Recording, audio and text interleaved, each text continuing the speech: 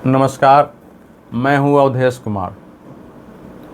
मित्रों, राहुल गांधी जी ने फिर अपना आरोप दोहराया और कल जरा उनके अपने अनुसार पूरी तैयारी से थे। 1 घंटे 11 मिनट का उन्होंने प्रेस कॉन्फ्रेंस किया है, पूरे ग्राफिक लेकर आए थे और उन्होंने कहा है कि हमने 6 महीना मेहनत की क्योंकि हमारा आंतरिक सर्वे कुछ बता रहा था और हमको सीटें कुछ आ रही थी चुनाव परिणामों में।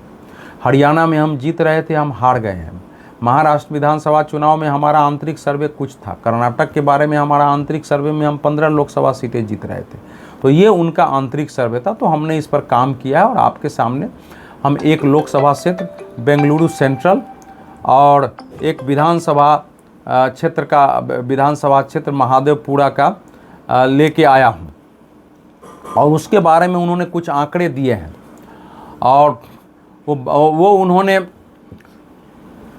बताया यह है कि भाई सेंट्रल बेंगलोर में जो मध्य बेंगलोर है वहाँ हम चुनाव जीत रहे थे 4 विधानसभा क्षेत्र से और एक विधानसभा क्षेत्र जो महादेवपुरा है वहाँ से हम हार गए और वहाँ से भारतीय जनता पार्टी ये क्षेत्र जीत गई है।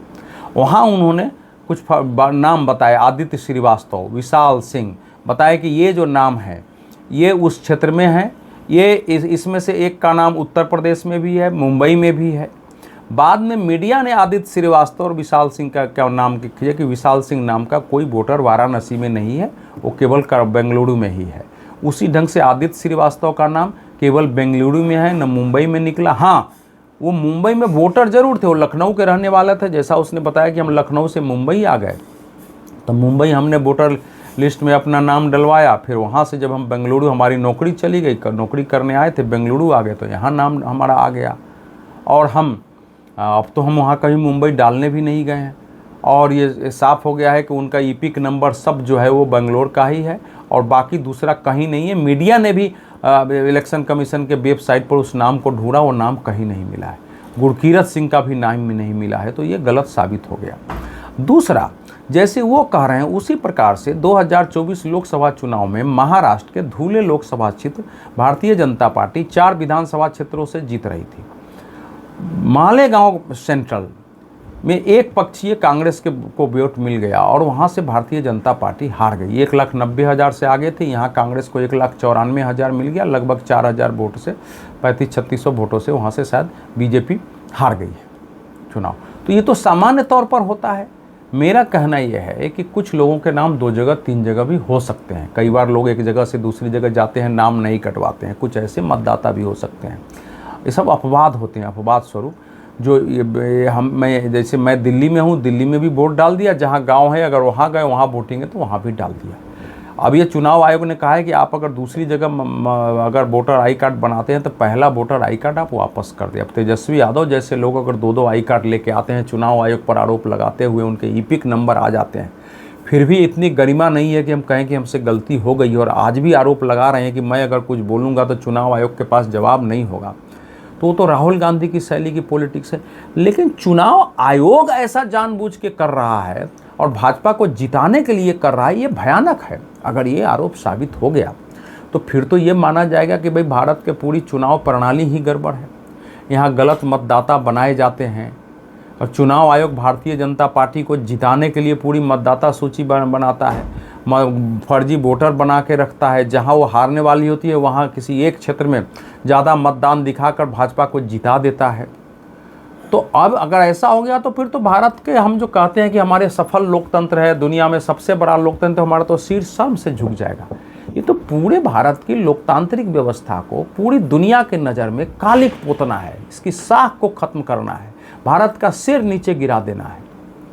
तो इसका उत्तर क्या हो सकता है? चुनाव आयोग ने कहा है कि आप अगर आरोप लगा रहे हैं तो इसका हमारा जो जन प्रतिनिधित्व अधिनियम की धारा 20(3)(b) के तहत एक शपथ पत्र आता है कि आप फर्जी मतदाता के बारे में अगर आप आरोप लगाते हैं तो इस पर आप एफिडेविट दीजिए और चुनाव आयोग उसकी जांच करेगा। क्योंकि एफिडेविट देने के बाद अगर आप जो कह रहे हैं वो गलत निकलता है तो आपको सज़ा भुगतनी पड़ेगी। अब राहुल गांधी जी ने कल प्रेस कॉन्फ्रेंस में कहा कि मैं जो बोलता हूँ वही मेरा शपथ है, माने मैंने जो कह दिया बस वही सच्चाई, उसी पर जांच हो, मैं शपथ पत्र पर हस्ताक्षर नहीं करूँगा। भाई देश को कहना चाहिए कि अगर आपको लगता है कि आपके आरोप सही हैं, 6 महीना आपने मेहनत किया है, एक क्षेत्र का लेके आए हैं, तो आप शपथ पत्र दीजिए और उसकी जांच हो। आप शपथ पत्र भी नहीं देंगे, आरोप लगाएंगे, थूको और भागो और देश के लोकतांत्रिक व्यवस्था को बदनाम करेंगे, तो ये नहीं चलने वाला है। तो अब एक तथ्य आपको और दे रहा हूं।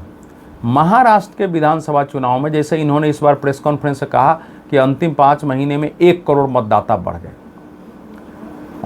नहीं, लोकसभा चुनाव से विधानसभा चुनाव तक 1 करोड़ मतदाता बढ़ गए। पिछली बार उन्होंने कहा था कि पहले जो है 31 लाख मतदाता 5 वर्ष में बढ़े थे और 5 महीने में 41 लाख बढ़ गए, यानी 72 लाख का उन्होंने आरोप लगाया था। करीब करीब 75 लाख मतदाता बढ़े उन्होंने कहा था, अब उनका 1 करोड़ हो गया। जो कुछ महाराष्ट्र के बारे में उन्होंने आरोप लगाया था, ठीक उसे वो आरोप लेकर और महाराष्ट्र वंचित विकास अघाड़ी, जो वंचित विकास अघाड़ी पार्टी है जिसके नेता प्रकाश अंबेडकर हैं, जो अंबेडकर साहब के बाबा साहब अंबेडकर के पोते हैं, वो इसको लेके बम्बई हाई कोर्ट में याचिका लेकर गए थे। क्योंकि ये तथ्य केवल राहुल गांधी जी के पास नहीं आता, ये तो एक पूरा समूह है, जो समूह स्वीकार करता ही नहीं है कि भारतीय जनता पार्टी के नेतृत्व में कैसे इतनी लंबी सरकार हो गई, नरेंद्र मोदी के नेतृत्व में कैसे चुनाव जीत गया, आरएसएस बीजेपी को जनता का कैसे समर्थन इतना मिल सकता है, वो तो संभव ही नहीं है। समर्थन तो हम लोगों का है, ये कैसे जीत सकते हैं? ये तो जरूर गड़बड़ी से जीत रहे हैं।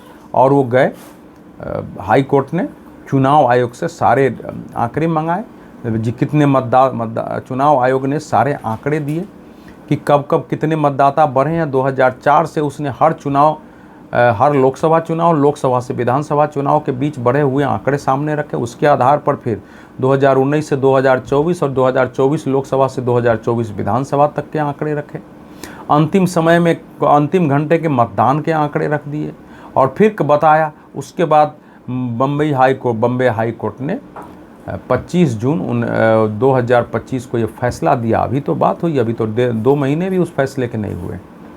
फैसला दिया कि महाराष्ट्र विधानसभा के चुनाव में किसी तरह के धांधली की, फर्जीवाड़े की कोई सबूत नहीं है और याचिकाकर्ता ने कोर्ट का समय बर्बाद किया है, फिर भी हम आप पर जुर्माना नहीं लगा रहे हैं। वो एक चेतावनी थी कि आगे ऐसे मामले लाए तो हम आप पर जुर्माना लगा सकते हैं।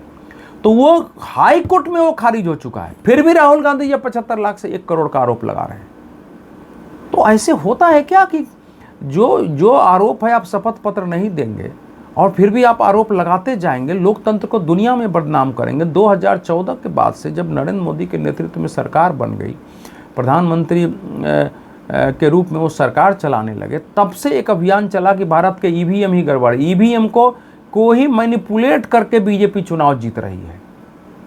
अब ईवीएम पर हाई कोर्ट में, सुप्रीम कोर्ट में मामला जाता रहा। 41 याचिका सुप्रीम कोर्ट ने सुनवाई की, एक एक तथ्य मंगाए, चुनाव आयोग को मंगाया, इनसे मंगाया, पूरी जीरा हुई।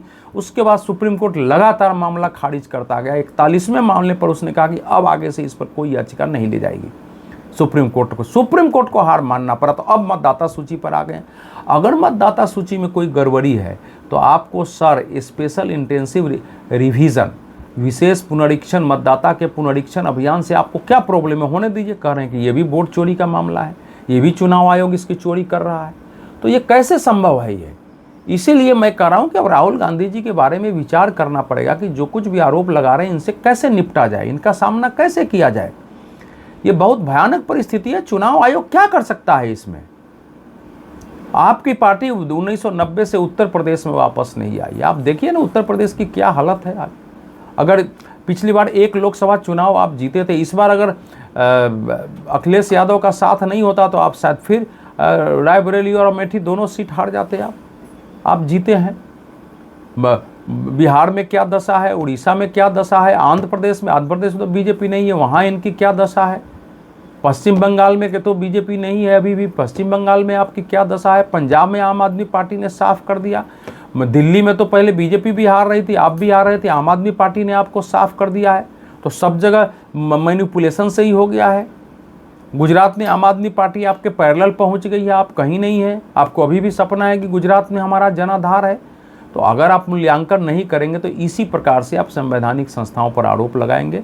एक विपक्ष के नेता के नाते इस प्रकार का निहायत ही एक घृणित अभियान है चुनाव आयोग के विरुद्ध। पार्टी अपने जनाधार आपका खोता जा रहा है, उसके लिए कुछ करने को तैयार नहीं है और सोचते हैं कि चुनाव आयोग पर आरोप लगा करके हम हीरो बन के चुनाव जीत जाएंगे। अब ये है, इस देश में सुप्रीम कोर्ट भी है और भी संवैधानिक संस्था हैं, और भी पार्टियां हैं, इस देश की मीडिया है, इस देश के एक्टिविस्ट हैं, सबको तय करना चाहिए कि राहुल गांधी जी के इस प्रकार के अभियान का हम क्या उत्तर दें, उनका सामना कैसे करें ताकि इस प्रकार का झूठा अभियान रुके। बहुत बहुत धन्यवाद।